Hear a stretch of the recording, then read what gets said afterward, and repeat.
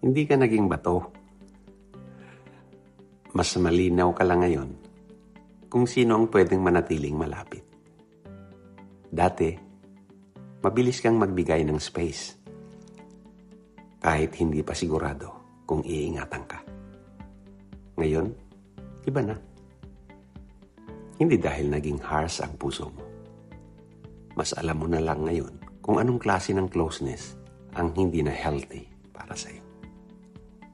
May mga tao kasing gusto ng parehong access, pero ayaw harapin kung bakit nawala ang gaan.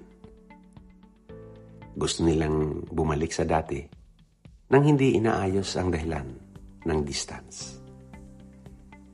Pero ikaw, hindi ka na nagmamadali.